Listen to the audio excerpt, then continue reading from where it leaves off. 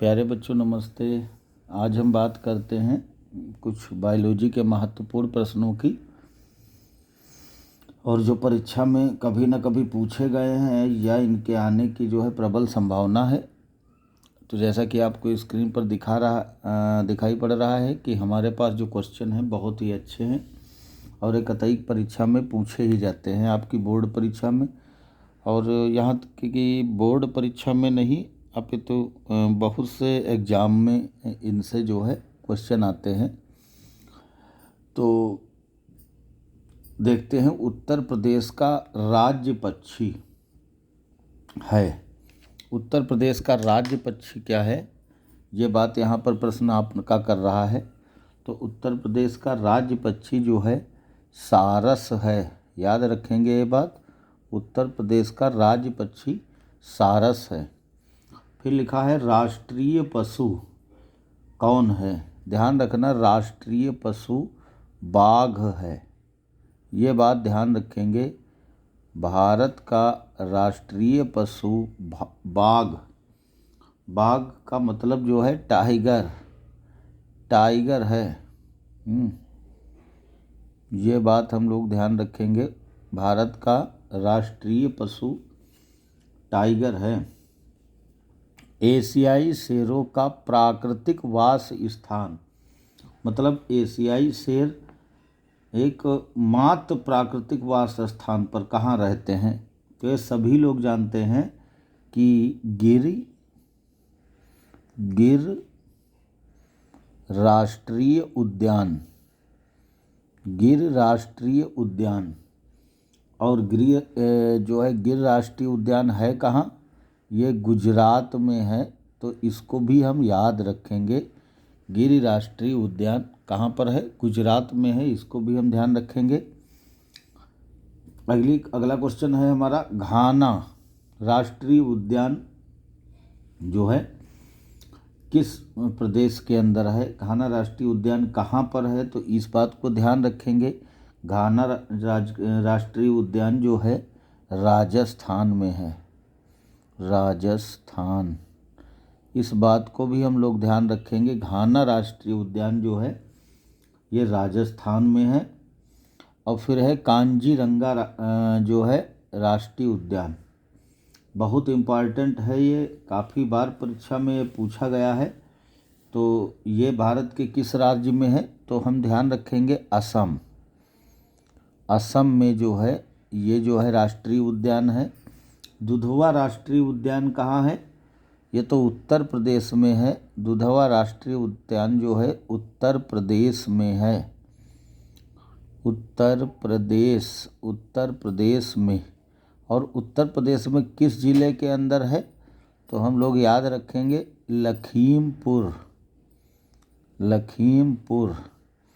लखीमपुर खीरी ज़रूर लिख देंगे, क्योंकि जो है लखीमपुर करके दो आएंगे। यहाँ पर जो है लखीमपुर खीरी दुधवा राष्ट्रीय उद्यान है। भारत में अभयारण्यों की संख्या कितनी है, ये क्वेश्चन काफ़ी बार पूछा गया है और बच्चे इसमें कन्फ्यूजन में रहते हैं। याद रखेंगे 537 जो है भारत के अंदर क्या है, अभयारण्य हैं। तो हम इस बात को ध्यान रखेंगे। जैवमंडल सुरक्षित क्षेत्र परियोजना भारत में कब चालू की गई, तो यहाँ पर इसका उत्तर होगा 1986 ईस्वी में इसका जो है प्रारंभ हुआ, जैवमंडल सुरक्षित क्षेत्र परियोजना 1986। फिर आते हैं क्वेश्चन जो है जियो के अस्तित्व का सबसे बड़ा खतरा। जियो के अस्तित्व का सबसे बड़ा खतरा क्या होता है, विकिरण। याद रखेंगे रेडिएशन, विकिरण या रेडिएशन सबसे बड़ा खतरा है।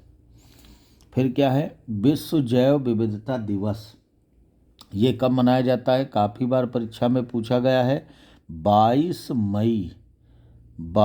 मई को विश्व जैव विविधता दिवस मनाया जाता है। घड़ियाल पुनर्वास केंद्र कुकरैल कहाँ पर स्थित है? जैसा कि कुकरैल, और कुकरैल कहाँ पर स्थित है? ये अपना लखनऊ में स्थित है।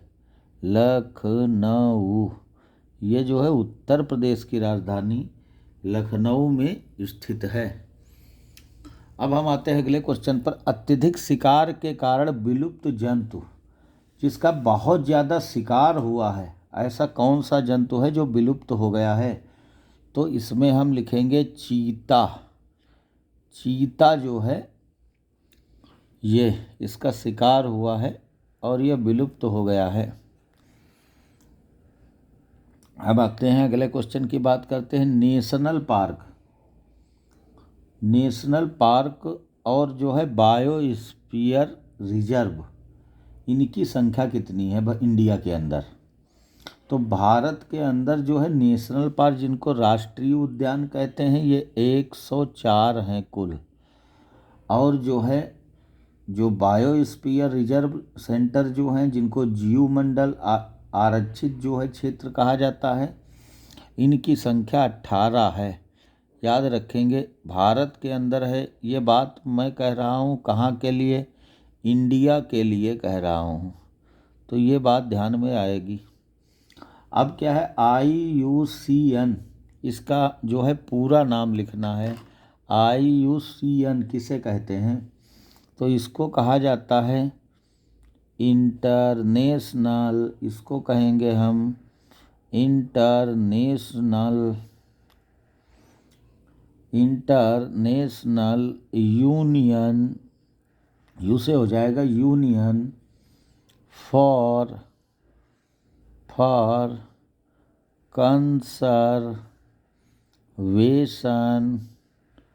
Conservation of nature. यहाँ पर ये बात ज़रूर ध्यान देना है, नेचर एंड नेचुरल, यहाँ पर नहीं दिखाई पड़ रहा होगा, देख लेते हैं एक बार। Nature and natural resources, RESOURCES, यहाँ पर थोड़ा ध्यान देना है, इसीलिए मैंने स्पेलिंग इसकी कह दी है। International union for conservation of nature and natural resources, ये हो जाएगा इसका पूरा नाम। काफ़ी बार पूछा गया है। अच्छा, कभी कभी पूछ लेता है कि इसका मुख्यालय कहाँ है, तो ये बात ध्यान देना है। इसका मुख्यालय जो है कहाँ पर स्थित है? इसका मुख्यालय स्विट्जरलैंड में स्थित है। ये बात ध्यान रखना है, ये भी क्वेश्चन पूछ लिया जाता है।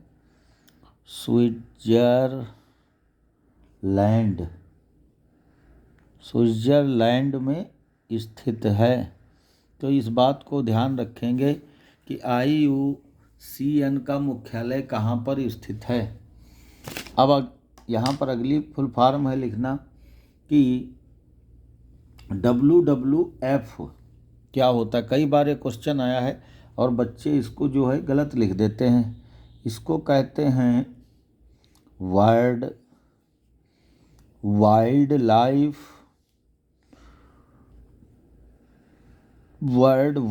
लाइफ फंड, ये बात ध्यान रखेंगे। अब देखते हैं अगली बात। संकटग्रस्त जातियों के पहचान के बाद सूचीबद्ध पुस्तक। संकटग्रस्त जातियां जो हैं, इनको पहचान कर एक पुस्तक में इसको सूचीबद्ध किया गया। उस पुस्तक को क्या कहते हैं बेटे? इसको कहते हैं रेड डाटा बुक। इसको रेड डाटा बुक के नाम से जाना जाता है। लाल आंकड़ों की किताब, रेड डाटा बुक, लाल आंकड़ों की किताब, इसको कहा जाता है। अगले क्वेश्चन को हम देखते हैं कि संभावित विलुप्त होने वाले पौधे, ऐसे कौन से पौधे हैं जिनके विलुप्तीकरण की संभावना है। तो ऐसे एक पौधा है चिलगोजा। एक तो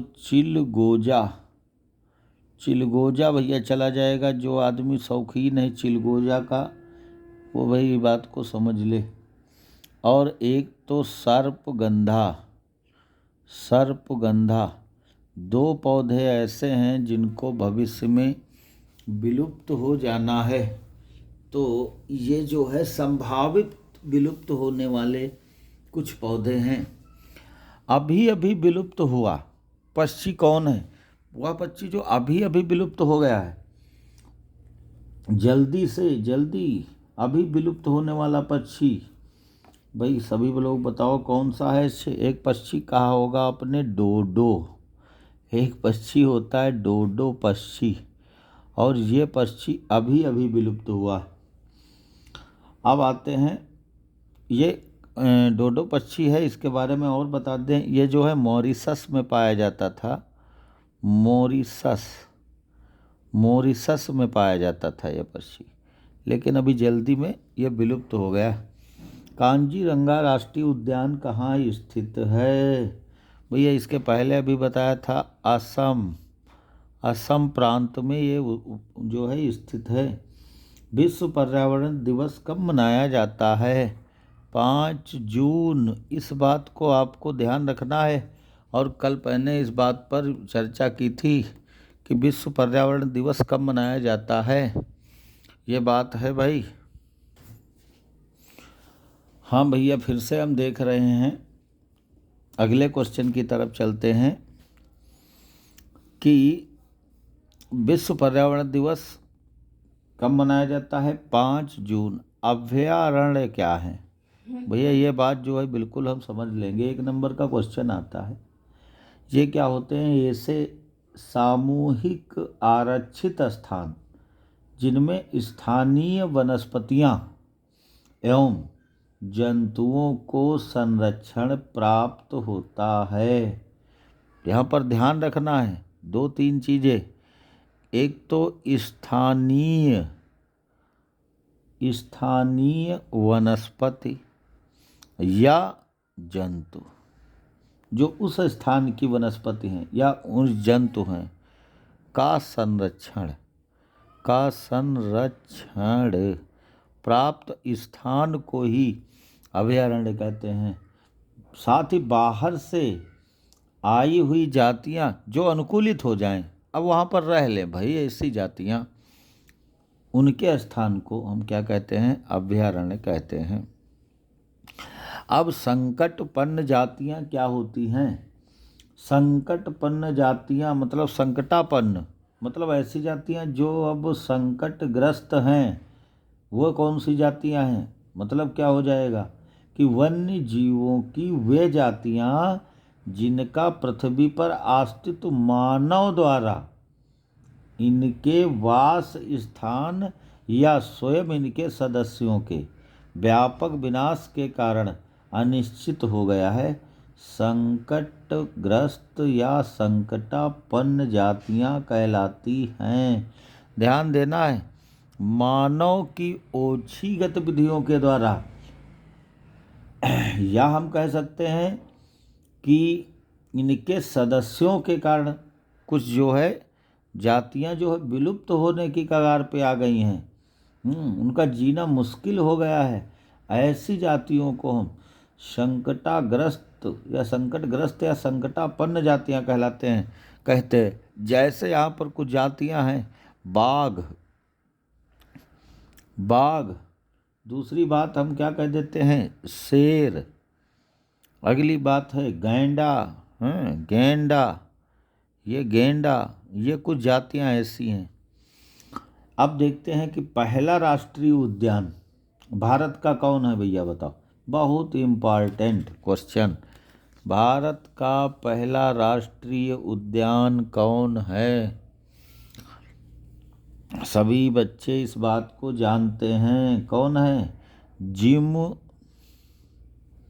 जिम कार्बेट उद्यान, या इसी को कहते हैं जिम कार्बेट राष्ट्रीय उद्यान, भारत का पहला राष्ट्रीय उद्यान है। और ये है कहाँ? ये उत्तराखंड में है। ये बिल्कुल उत्तराखंड में है। और उत्तराखंड में इसका मुख्यालय कहाँ है? नैनीताल। इसका मुख्यालय जो है नैनीताल है, ये बात भी ध्यान देनी है। अब एक क्वेश्चन है, कई बार पूछा गया है कि हॉट स्पॉट से आप क्या समझते हैं? देखो, हॉट स्पॉट इसको जो है तप्त स्थान भी कहते हैं। अब देखते हैं हॉट स्पॉट होते क्या हैं। पहले इस बात को समझिए, अत्यधिक जैव विविधता वाले क्षेत्र, जो जैव जातियों से अत्यधिक संबंध है, मतलब जहाँ पर बहुत ज़्यादा जैव विविधता पाई जाती है, तथा ऐसा हम कह सकते हैं कि वहाँ पर बहुत सी जातियाँ निवास करती हैं और जिन्हें मानव के क्रियाकलापों के द्वारा अत्यधिक संवेदनशील घोषित किया गया है। मतलब क्या है? ये एक नियत विपत्ति के अंतर्गत हैं, उनको हम हॉट स्पॉट कह लेते हैं। मतलब ये स्थान अधिकतम सुरक्षा के लिए पहचाने जाते हैं। मतलब वहाँ पर कतई कोई भी मनुष्य हस्तक्षेप नहीं कर सकता है। ये डायरेक्ट जो है इन पर जो है सरकारें निगरानी करती हैं। जहाँ पर ज़्यादा जैव विविधता होती है और ज़्यादा प्रकार के जो है जीव जंतु पाए जाते हैं, तो ऐसे स्थानों को हम हॉट स्पॉट कह लेते हैं। जैसे भारत में पूर्वी हिमालय, भारत का जो हिमालय का पूर्वी हिस्सा है, तो पूर्वी हिमालय भारत का पूर्वी हिमालय है। और जो है वेस्टर्न घाट, ये जो हैं ये कतई जो है हॉट स्पॉट हैं। अब हम आते हैं पर्यावरण अधिनियम जो है कब पारित हुआ। मतलब यहाँ पर पर्यावरण अधिनियम, पर्यावरण कह सकते हैं संरक्षा अधिनियम कब पारित हुआ? तो अभी हमने बताया था 1986 ईस्वी में पारित हुआ। बाघ परियोजना क्या होती है? बाघ परियोजना बहुत इम्पॉर्टेंट क्वेश्चन है। मतलब बाघ परियोजना जो है वर्ल्ड वाइल्ड लाइफ फंड, जिसको हमने अभी कहा था WWF। अरे एक मिनट, मेरे दिमाग के अंदर एक और बात आ गई, WWF वाली बात आ गई। भैया ये WWF जो है इसका पुराना नाम था, अब इसका नाम जो है बदल दिया गया है। अब इसका नाम रख दिया गया है WFN। अब इसका नाम थोड़ा बदल दिया गया है और इसका मतलब हो जाएगा वर्ल्ड फंड ऑफ नेचर। इसको हम कर देंगे वर्ल्ड फंड फॉर नेचर। हाँ, इसका नाम अब बदल दिया गया है, अब इसको WFN कहते हैं। तो थोड़ा इसको भी दिमाग के अंदर रखेंगे। तो हम कह रहे थे बाघ परियोजना जो है, ये परियोजना WWF की सहायता से बनाई गई थी और इसके अंदर केंद्रीय शासन ने कुछ राष्ट्रीय उद्यानों और प्राणी विहारों को वैधानिक रूप से बाघ जो है अभ्यारण्यों, मतलब टाइगर रिजर्व्स की मान्यता दे दी थी। मतलब वहाँ पर टाइगर का संरक्षण किया जाएगा। तो टाइगर रिजर्व्स जो थे को नियंत्रित करने का काम जो है ये प्रादेशिक सरकारें करती थी, परंतु जितना भी व्यय होता था वो उसमें केंद्रीय और प्रादेशिक शासन दोनों मिलकर उसका व्यय को उठाते हैं, कह लीजिए। ये चल रही है परियोजना। तो कहने का मतलब है ये चालू हुई थी WWF के जरिए, लेकिन सरकार, केंद्र सरकार इसको पूरी तरीके से संरक्षित किए थे, लेकिन जो खर्चा आता था वो उस प्रदेश सरकार को और केंद्र सरकार को उठाना पड़ता था। अच्छा, ये अभ्यारण्य जितने रिजर्व्स हैं ये अत्यधिक सुरक्षित और वर्जित क्षेत्र हैं, और प्रत्येक रिजर्व्स केंद्र में लगभग 300 से या इससे अधिक वर्ग किलोमीटर का केंद्रीय क्षेत्र होता है, मतलब काफ़ी बड़ी एरिया होती है। ठीक है, तो इसी को जो है बाघ परियोजना के नाम से जो है जाना जाता है। तो ये बात हम लोग ध्यान रखेंगे। अब एक क्वेश्चन तुम्हारा है कि भारत में, क्वेश्चन है बहुत अच्छा है बेटा, भारत के 2 हॉट स्पॉट क्षेत्र कौन से हैं? ये बात हम लोग ध्यान में रखेंगे कि भारत के हॉट और स्पॉट क्षेत्र कौन कौन से हैं। ये बहुत महत्वपूर्ण प्रश्न की श्रृंखला में है। तो हॉट स्पॉट तो ऐसे मैंने बता दिया था, अति संवेदनशील जो है स्थान जहाँ पर जैव विविधता पाई जाती है और ज़्यादा किस्म के जीव जंतु वहाँ पर रहते हैं, हॉट स्पॉट कहलाते हैं। और इसकी संकल्पना देने वाले एक वैज्ञानिक थे नॉरमैन मायर। ये 1988 में उन्होंने इसकी संकल्पना दी थी, और इन क्षेत्रों को उन्होंने स्वस्थानीय संरक्षण, इन सीटू कंसर्वेशन, स्वस्थानीय संरक्षण के लिए परिचित कराया था। मतलब स्वस्थानीय, अपने स्थान पर ही जीव जंतुओं को संरक्षण दे देना। विश्व में कुछ क्षेत्र ऐसे हैं जो अत्यधिक जैव विविधता के लिए जाने जाते हैं। अब विश्व की कुल भूमि का ये भाग जो है करीब 2.4% है, और वो भी अपने भारत के अंदर है। तो अब हॉट स्पॉट को पहचानना भाई कैसे था, और हॉट स्पॉट को निश्चित करने की कौन सी बातें रही, भाई किस चीज़ को हम जो है हॉट स्पॉट कह देंगे। तो उसके लिए कुछ कंडीशन बताई गई, और वो कंडीशन बताई गई कि जातियों की समृद्ध स्थिति होनी चाहिए वहाँ पर, स्थानीय जातियों की संख्या होनी चाहिए। यह नहीं है भाई कुछ ही जातियाँ हैं तो उसको हॉट स्पॉट घोषित कर दिया जाएगा, नहीं कर दिया जाएगा। तो कुछ जातियाँ भाई होनी चाहिए। अगली बात एक है कि आवास की हानि से उत्पन्न संकट की डिग्री भी होनी चाहिए, मतलब जो है, और दोहन किस स्तर पर हो रहा है वहाँ पर उसकी भी डिग्री होनी चाहिए। तो मतलब डिग्री का मतलब है इसका भी एक पैमाना है, और इस पैमाने के आधार पर इनको जो है बताया गया। तो ये तो पहचान है। अब विश्व भर में जो पहचाने गए हॉट स्पॉट हैं, इनमें 3 क्षेत्र भारत में हैं या उसके करीबी देशों में है, और उसके करीबी देशों में जैसे पश्चिमी घाट है, श्रीलंका है, पूर्वी हिमालय का क्षेत्र है, और इंडो बर्मा क्षेत्र। ये 4 हॉट स्पॉट ध्यान में रखना है सभी बच्चों को। एक तो पश्चिमी घाट, दूसरी श्रीलंका, पूर्वी हिमालय क्षेत्र और इंडो बर्मा का क्षेत्र। ये जो है इनको इंडियन हॉट स्पॉट कहते हैं। 3 क्षेत्र भारत के, अब 3 क्षेत्र भारत के हो जाएंगे, इसमें एक क्षेत्र बाहरी हो जाएगा। तो क्या है, अब पश्चिमी घाट जो है इसके बारे में वो कहता, प्रश्न तुम्हारा क्या है, 2 हॉट स्पॉट का बात कर रहा है, कोई 2 हॉट स्पॉट बता दीजिए भारत के। तो भारत के तीनों हॉट स्पॉट बता देंगे। तो पश्चिमी समुद्र तट के लगभग 1600 किलोमीटर को ढकने वाला ऐसा उष्णकटिबंधीय सदा हरित वर्षा वन, जैसे कहाँ से, मतलब सदा हरित 1600 किलोमीटर का क्षेत्र, ध्यान में रखना है इस बात को, 1600 किलोमीटर का क्षेत्र जो है, और जो है उष्णकटिबंधीय क्षेत्र है। ये पश्चिमी घाट की मैं बात कर रहा हूँ, वेस्टर्न घाट की बात कर रहा हूँ।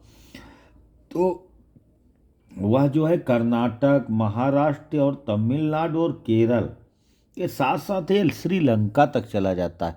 ये मतलब पश्चिम वाला पूरा सिरा ये जो है कवर कर लेता है। और हम कह सकते हैं कि ये लगभग करीब जो है 500 से 1500 मीटर की ऊंचाई पर स्थित है। तो कह सकते हैं कि ये इनमें जो है जो मेन जो है पश्चिमी घाट के जो जैव विविधता के केंद्र है उसमें अगस्त्यमलाई और जो है अमाम बलम रिजर्व, ये दो मेन है। और साथ में एक जो है साइलेंट वैली, मतलब जिसको शांति घाटी कहते हैं। और ये शांति घाटी है कहाँ? ये शांति घाटी जो है केरला में है। शांत है, शांत, साइलेंट, साइलेंट जो है वैली, ये केरला में स्थित है। तो इसको वो हम ध्यान में रखेंगे क्योंकि ये लिखने के लिए आता है। अब आते हैं अपना दूसरा, देख लेते हैं इंडो बर्मा का क्षेत्र। इंडो बर्मा वाला क्षेत्र में देखते हैं हॉट स्पॉट क्या है। अब इंडो बर्मा का मतलब क्या? मतलब ये भूटान से लेकर चलेगा और म्यांमार तक चलेगा। भूटान से म्यांमार तक ये क्षेत्र चलता है। और ये क्या होता है, जो संपूर्ण कह सकते हैं नॉर्थ ईस्ट को ढकता है, जाकर करीब 1500 मीटर ऊंचा तक जो है उष्णकटिबंधीय क्षेत्र है, ये वन है पूरा। और जो है 1750 से 3500 मीटर तक शीतोष्ण कटिबंधीय वन है। सभी घाटियाँ स्थानिक और जातियों से भरपूर हैं। अब बहुत सी जैव विविधता पाई जाती है और अति सक्रिय क्षेत्र रहा है। यहाँ पर जो है पुष्पीय पादप और फसली पादप का उद्भव सम्मिलित है भाई, इसीलिए तो इसको रिजर्व किया गया है। पुरातन जो है यहाँ पर पौधे जो है इनका एक समझ लीजिए बहुत उद्गम स्थान ऐसा कह सकते हैं। जैसे मैग्नोलिया है, बिर्च या वेट्रेयुला, वेट्रेयुला कह सकते हैं, ये आदि की जातियाँ यहाँ पर पाई जाती हैं। अब हम आते हैं तीसरे जो है पूर्वी हिमालय हॉट स्पॉट देख लेते हैं कौन से हैं। तो यह क्षेत्र जो है ये भी काफ़ी जो है भैया यहाँ पर जैव विविधता पाई जाती है। यहाँ घाटियाँ होने के साथ साथ स्थानीय और पुरातन जो है पुष्पीय पादपों की जातियाँ पाई जाती हैं। तो भारत में जो मुख्य हॉट स्पॉट हैं तो वो एक पश्चिमी घाट है, एक पूर्वी हिमालय है। ये वर्जिनल भारत के लिए जो है कि नहीं है। और इंडो बर्मा का क्षेत्र थोड़ा जो है इधर थोड़ा जो है हट जाता है। तो यहाँ पर जो है दो इनको पहचाना गया है। तो ये बहुत इम्पॉर्टेंट क्वेश्चन थे जो आपको जो हमने बताए हैं। आप इनका स्क्रीनशॉट ले सकते हैं और लेने के बाद ध्यान रखें कि इसको आप बहुत कायदे से पढ़ लेंगे। परीक्षाएं आपकी निकट हैं और इसलिए हम कहते हैं कि आप लोगों को कतई जो है इन प्रश्नों को एक बार ज़रूर ध्यान देना चाहिए। धन्यवाद, नमस्ते।